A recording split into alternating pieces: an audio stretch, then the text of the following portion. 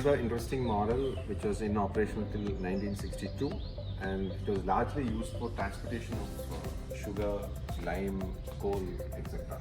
Okay, so it was used for the goods carrier. And very interestingly, this particular model has run almost 350,000 kilometers, and till there was a restriction for the petrol due to the war situation. Okay, this was a petrol engine with a gross vehicle weight (GVW) of 8.7 tonnage and with a payload of 4.8 ton. Okay, and so it has got an output of 90 bhp, and it's a 6.5 liters petrol engine which is used over here.